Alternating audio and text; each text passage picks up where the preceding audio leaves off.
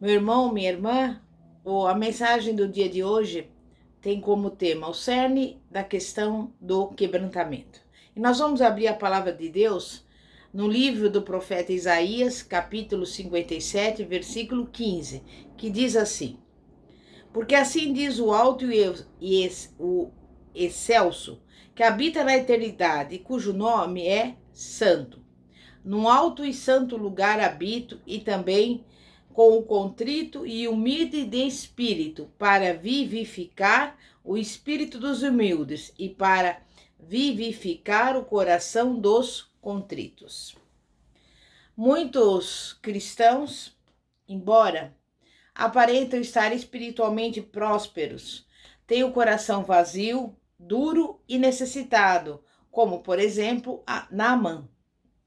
Naamã, que era o comandante do exército sírio e um homem capaz e respeitado, aparentemente tinha uma vida tranquila, exceto pelo fato de ser leproso. Ele desejava ser curado, mas não queria abrir mão do seu orgulho. O profeta Jeremias compreendeu que Deus se importa com o coração e que se ele estiver doente, todo o corpo padece. De maneira incansável e persistente, ele falou sobre as questões do coração. Deus lhe deu discernimento para enxergar além da vida religiosa cheia de formalidades do povo israelita. Jeremias sondou o coração de seus conterrâneos e o trouxe à luz. Então, clamou para que vissem o que Deus estava enxergando. Exteriormente, os judeus, o povo escolhido de Deus, eram profundamente religiosos. Todavia, Jeremias proclamou que eles haviam desviado seu coração do Senhor que os redimira. Jeremias 5:23 diz: Mas este povo é de coração rebelde e contumaz. Os judeus do Antigo Testamento realizavam fielmente inúmeros rituais de purificação cerimonial. Contudo, Jeremias compreendeu que a lavação do corpo tinha a intenção de ser apenas uma representação da pureza do coração e, portanto, instigou seus conterrâneos. Jeremias 4,14 diz: Lava o teu coração da malícia, ó Jerusalém. Embora Deus tivesse revelado a si próprio, bem como sua lei, ao povo israelita, o coração deles era duro e se tornaram insensíveis à palavra do Senhor.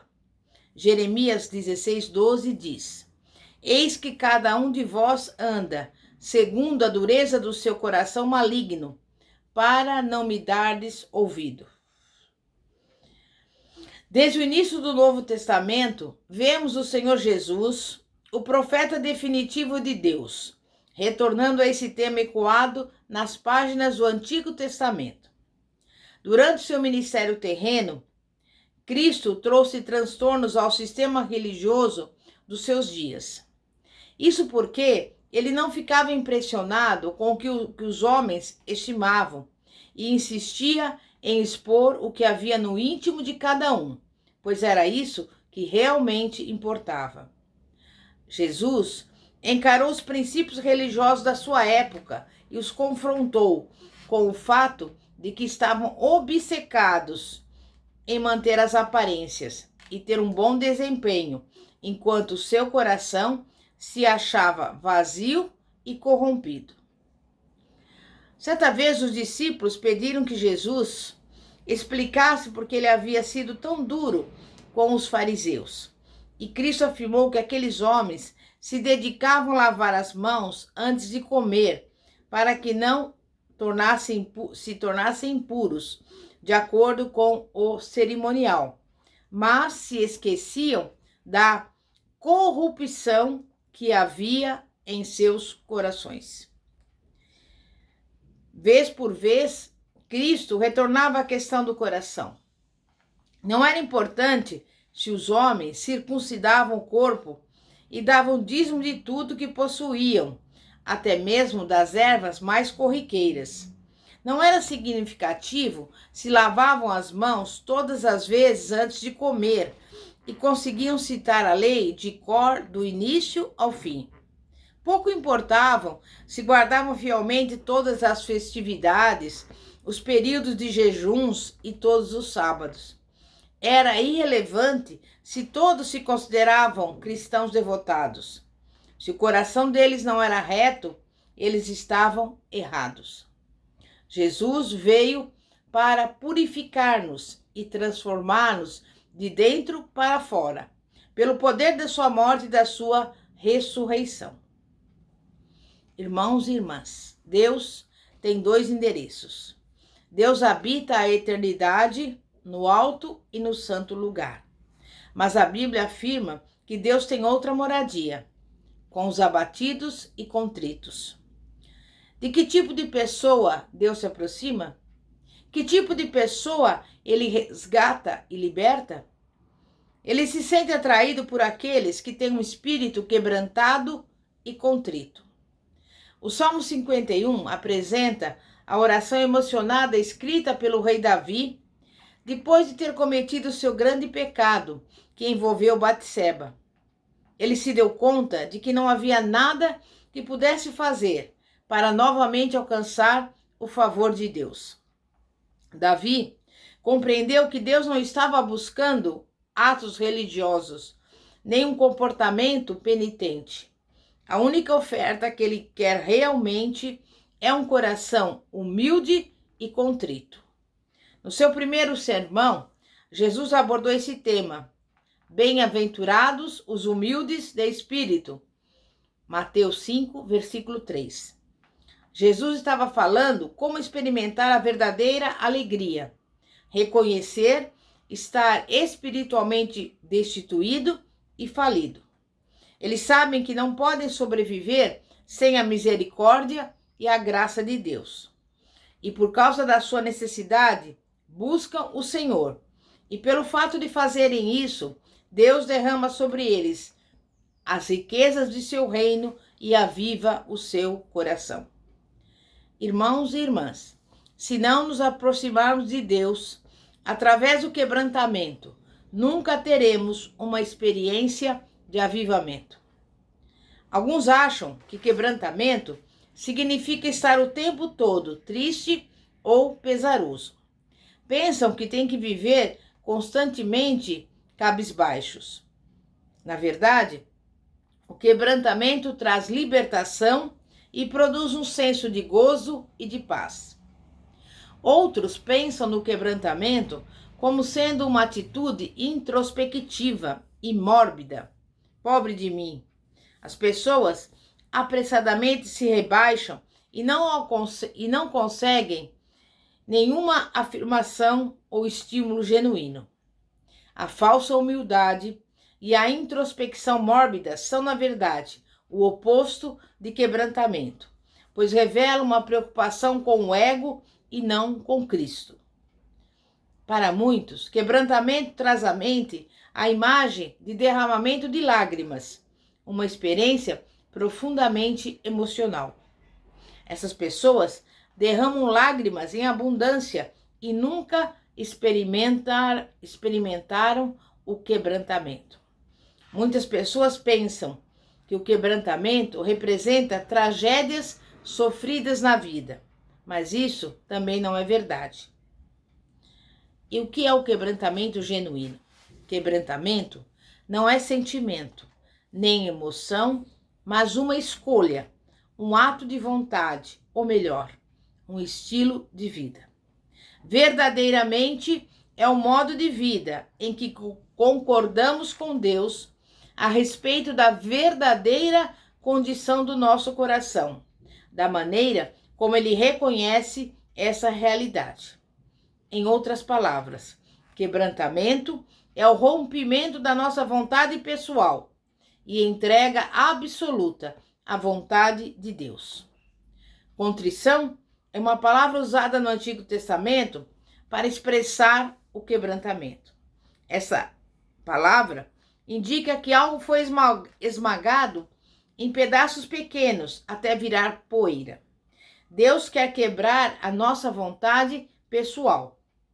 Além disso, o quebrantamento requer deixar de lado a autoconfiança e independência de Deus. A pessoa quebrantada não confia em justiça própria ou por suas obras, mas se coloca em dependência da graça e misericórdia de Deus. Cristãos com corações quebrantados são aqueles receptivos à palavra de Deus.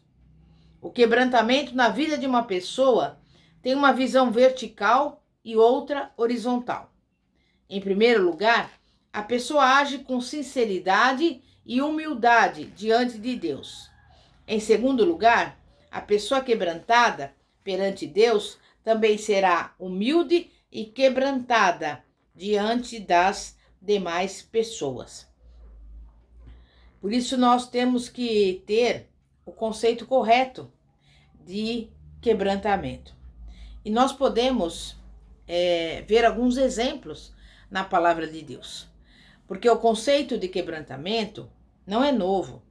Desde o início das Escrituras até o Novo Testamento, o registro bíblico nos oferece inúmeras ilustrações de pessoas que se quebrantaram e se humilharam perante Deus. Esses exemplos geralmente são apresentados em contraste com histórias de pessoas de coração duro. Quase 1000 anos antes do nascimento de Cristo, 2 reis governaram a nação de Israel. O primeiro deles era culpado que muitos considerariam infrações relativamente pequenas. Contudo, elas lhe custaram o reino, a família e, por fim, a vida.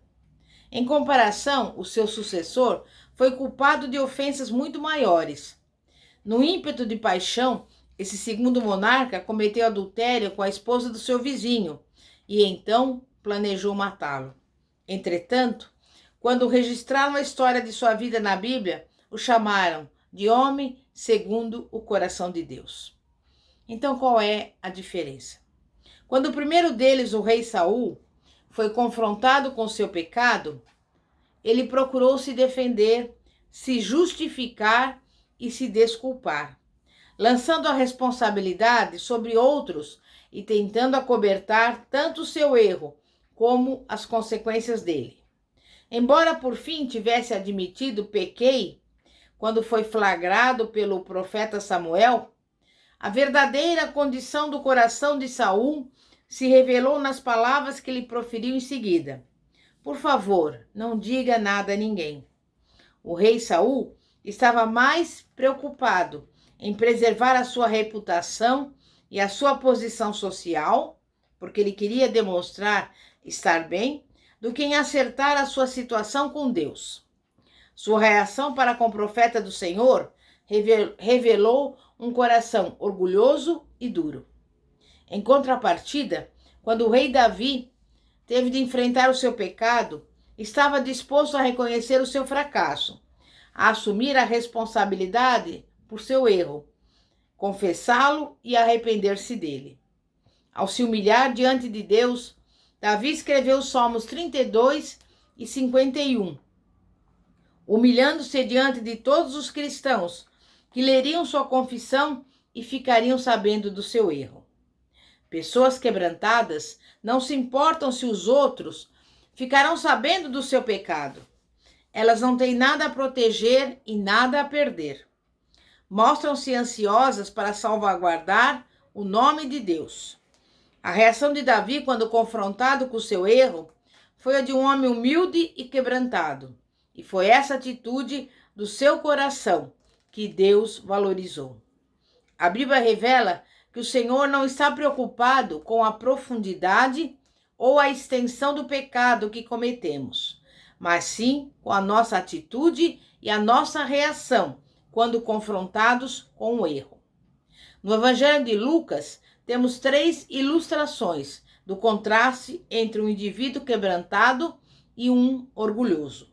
É interessante ver que em cada caso, as pessoas orgulhosas estão ligadas aos fariseus. Os fariseus eram os seminaristas, os estudiosos bíblicos, os pastores e os líderes espirituais de seus dias. Todos se espelhavam neles, ninguém questionava sua espiritualidade ou autoridade. Suponha-se que os fariseus estavam mais perto de Deus do que todas as outras pessoas. Quando Jesus apareceu, expôs o orgulho, a presunção e a motivação dos fariseus, insistindo em afirmar que Deus rejeita essas atitudes. Em contraste, aproximou-se dos pecadores sinceros, rejeitados por todas as pessoas, mas que tinham um coração arrependido.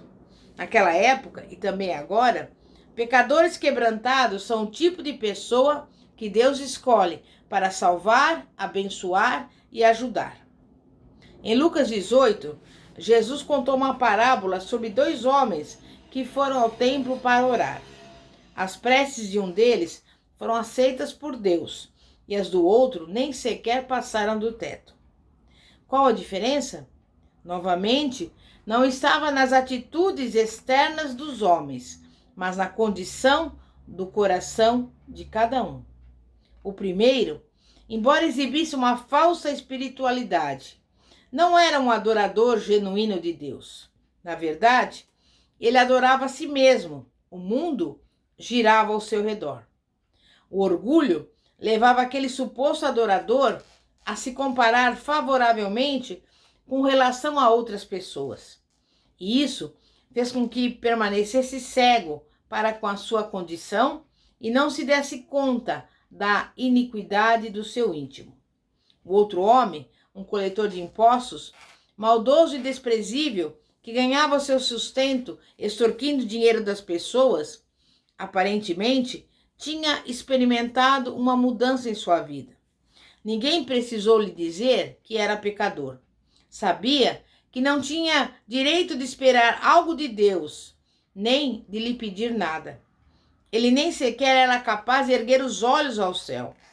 Olhando para o chão, quebrantado, angustiado em sua alma, simplesmente clamou: ó Deus, sê propício a mim, pecador. Ele não tentou se justificar. Em vez disso, justificou a Deus e reconheceu que a sua única esperança era que o Senhor tivesse misericórdia dele. Jesus queria alcançar, com esse relato, o coração das pessoas orgulhosas e de coração duro.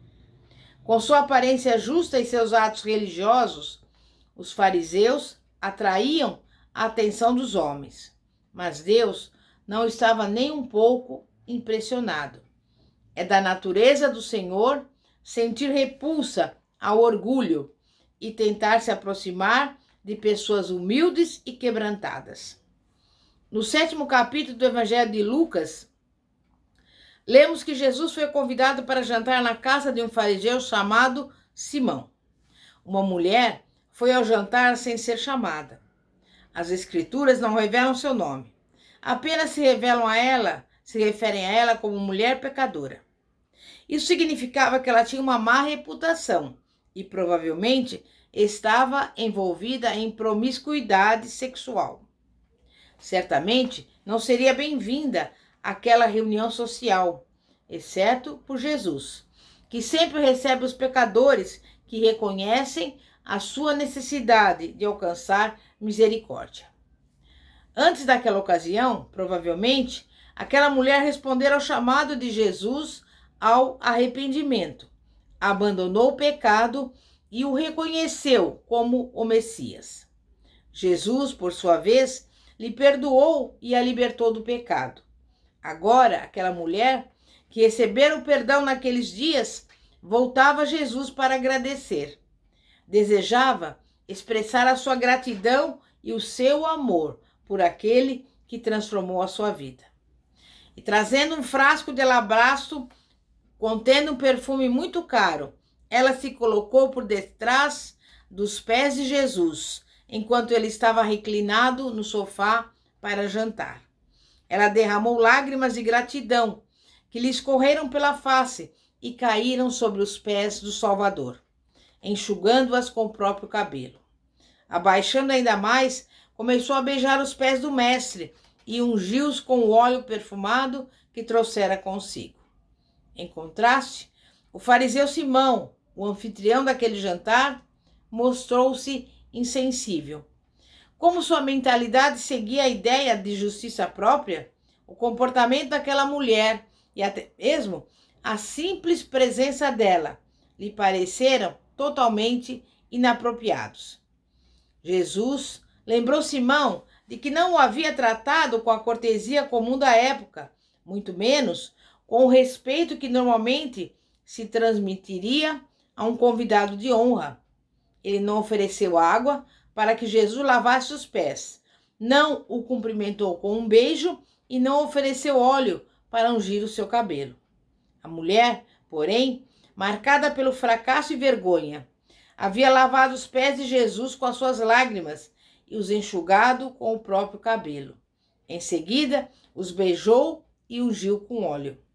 Simão, com a arrogância do seu coração, não se deu conta do quanto era pecador, nem do quanto precisava de restauração. Como consequência, não foi capaz de expressar o tipo de adoração e amor que aquela mulher demonstrou para com Jesus.